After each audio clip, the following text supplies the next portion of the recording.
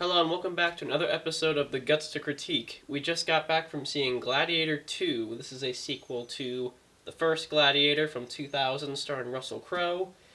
And 24-year gap. yeah, 24 years. So, was this worth the wait? So, let's just get right into it. I liked the movie. Yeah, it was very enjoyable. I guess it's important to discuss our thoughts on the first Gladiator before talking about this one. Yeah. I love the first Gladiator. I think that all the praise it gets is very much earned. I think it's a Best Picture winner. It was nominated for, I think in total, 12 Oscars. Wow. And I think it won 5. And I think all that is pretty much deserved. Maybe Best Picture, maybe that's a little far, but, I think that's a great movie. Okay, so I don't think I totally agree. So I think it was a great movie, yes. I watched it the night before I saw the second one because it has lots of gore, and so we weren't sure if I could handle it. I'm not a gore person. And after a long discussion, we decided, you know what? I'll go for it. I can always do this, and I'll be multitasking, so I won't basically be watching as the gore happens, but I'm paying attention. And so it could be because I was multitasking and I wasn't able to follow as well by being 100% focused on it, but I found it a little odd, a little weird, and it was definitely a good movie. I was just very weirded out by, the emperor, the brother, or the son, whoever he is. I guess I should say this is a spoiler-free review for Gladiator II. Yeah, But for the first Gladiator, we will be getting into spoilers Yeah. here, so this is your warning right now. Yeah, so the emperor, I think he was just really weird, and it kind of made the movie weird for me, and nobody told me that, he was in love with his sister.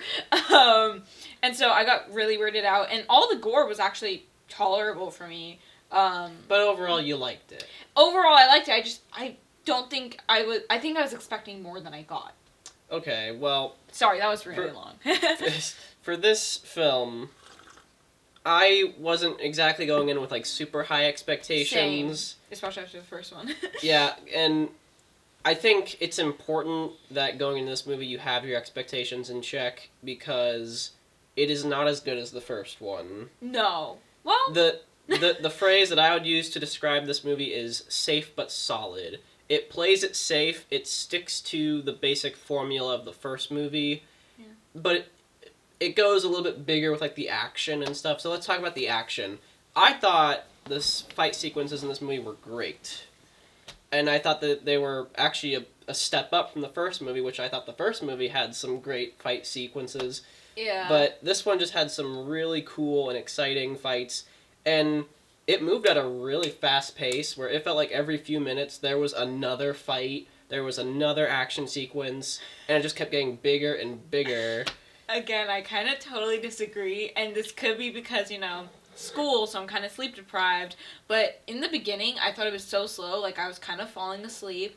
I had our mom kept tapping me, making sure I was awake. I think you even looked over a couple times. I was it was losing me. And then it got into the action, and that's when I was like, okay, I'm awake. I can't fall asleep during this. So I did think it took a while to speed up. But once it sped up, it kept its pace. Yeah, well, I mean, obviously I disagree. I thought the whole movie moved at a really fast pace. It's 2.5 hours long. We talked about Wicked recently. Mm-hmm. That was our last review. I thought Wicked was a very long and boring movie. This is only 10 minutes shorter, and it felt way shorter in my opinion. It did feel shorter. It was only 10 minutes less, and it felt like half an hour less. It felt like it moved way faster very big than Wicked. time difference. And I think some of that is obviously because Wicked, it's every few minutes there's a song, whereas in this movie, every few minutes there's a fight. Yeah. And fights are way more exciting. And they move faster. Yeah, and I guess we'll talk about the gore a little bit. So she's not a violence person. I'm not necessarily into violence, but I can tolerate it. So this movie is definitely more violent than the first movie. Definitely. I I don't know that I'd say it's like a super hard R, but there's definitely some graphic moments. It's really just rated R for violence. There was one scene with like mild nudity, but if you weren't looking for it, you probably wouldn't even see it. Yeah, I noticed that too, but yeah, it's a kind of like blink and you miss it thing. I was trying to not pay attention to the gore in the fight, which is why I noticed it. Yeah, and yeah, it was definitely there was female. definitely more It's female nudity. nudity, but the violence in this movie is definitely stronger than in the first movie. Although there are definitely moments where it's just like a sword slash and you don't even really see anything. Other moments they kind of go into detail with it a little bit more, but I mean, I definitely saw you looking away or like doing this, like kind of watching through your fingers a couple times. There were a few times I got a little I wasn't like definitely grossed out, but it was more like I was very nervous because I didn't know what to expect. So when I saw something was about to happen, like, you know, if they grabbed a sword, I knew they were gonna stab someone. And like it's Gladiator, there are gonna be limbs removed, decapitations, stabbing. There's gonna be a lot of stuff. So when they grabbed a sword, I went like this, and I was just kind of like, okay, what are we doing? That's how I was during Wicked. Whenever they were about to sing, it's like, oh no, I can't look at this. That was scary. But yeah. So let's talk about the story. I thought it was decent, but it's very similar to the first movie. I think Yeah. that's what a lot of people are worried about, is that this is just going to be one of those sequels that it's a rehash of the Top Gun. original. Top Gun was kind of a rehash, but I feel like It had some new stuff in there. it definitely, it went in like it's kind of its own direction. This didn't More of the really. issue with Top Gun was that it copied Star Wars. Yeah, this is but more a parallel. This movie very much copies the first one. I watched a review online, and he said that like the first half is similar to Gladiator, but that the second half kind of goes its own direction, and I very much disagree with that. I think even the second half is very much just like what they did with the first movie. I think the very end is where they kind of change it just by a little bit, but it was very similar. I totally agree. And as someone who watched it the night before, it was really similar. The plot itself, like the characters and stuff, obviously that stuff is different, but like the basic structure of like how events happen, when they happen, it was pretty much, they happen. Yeah, it was pretty much exactly the same as in the first Gladiator. Yeah. And that's kind of where I put that term, safe but solid. It very much plays it safe, just basically redoing the story of the first movie. Let's talk about the cinematography, because I thought that there were some awesome shots in this movie. Okay.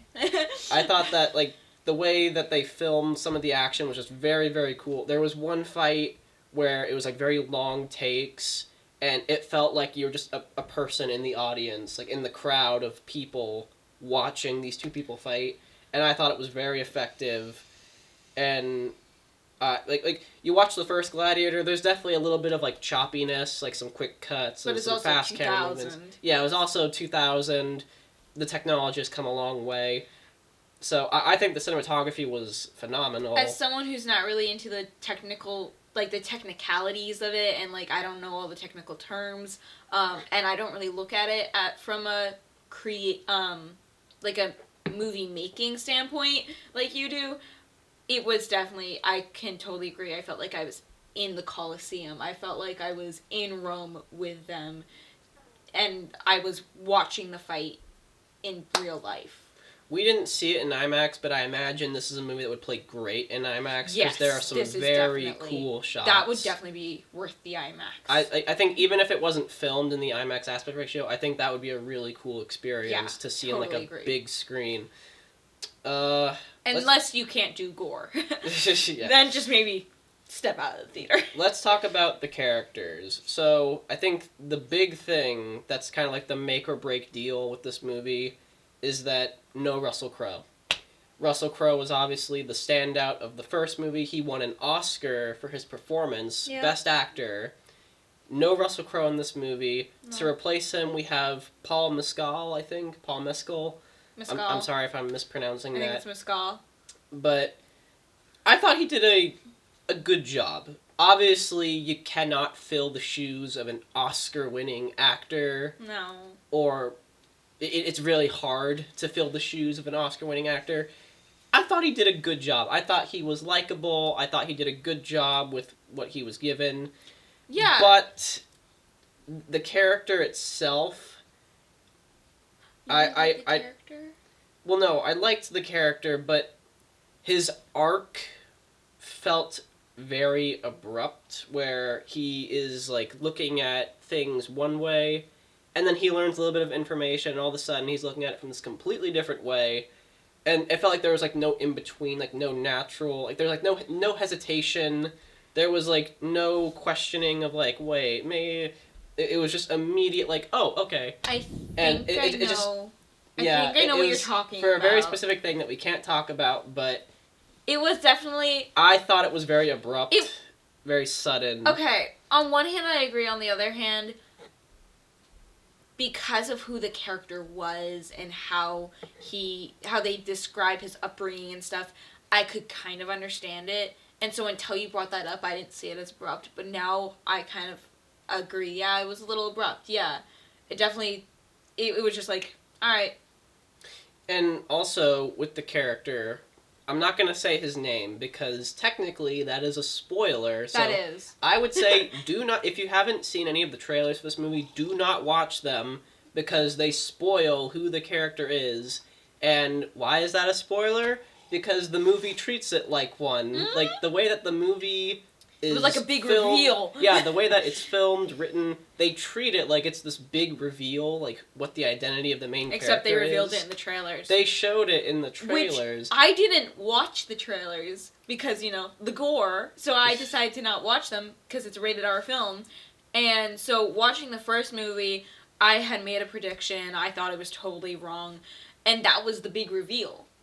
But, yeah, like, the reveal of who the main character is will be way more effective if you don't watch the trailers. And I can totally obviously, agree. we're going to put footage of the trailers in our review here, but we're not putting any dialogue or anything, so you're not going to hear any of what's going on. But, yeah, try not to watch the trailers if you haven't already, because they spoil who the main character is, and that's supposed to be a reveal in the movie. Yeah. The ending. I mean, apart from feeling a lot like the ending of the first movie, I felt like it kind of left me hanging. The first movie had like this very like... It concluded on a very satisfying note. Once again, we're going to talk about spoilers for the first movie. Yeah. It ends with Maximus dying. Which was very sad. And it's very sad, but it's also very effective because the whole movie... What is his motivation? Like, his whole thing is he's a family man. Yeah, and he wants to... And he wants to see his family again. Yep, and he wants to go home. He wants to go home. Exactly. At the start of the movie, that's what he's saying. I want to go home. And at the end, he dies, but he gets to see his family in the afterlife. And so it all comes kind of full circle. It works very, very well. It's like that 3-act thing we were talking about. It brought everything to a close. And he gave his life for a better Rome, to fulfill Marcus Aurelius's vision, his dreams for a better Rome. Yes. And so it all just works really, really nicely. This movie, again, can't get into too much spoilers. I mean, like, obviously the ending is slightly different, but it felt like they copied a lot of things from that first movie. And, I don't know, I felt like it didn't quite end on as, like, definitive of a note. It felt like it kind of, like, left us hanging. It felt like the movie was going, and then, boop, it dropped us off.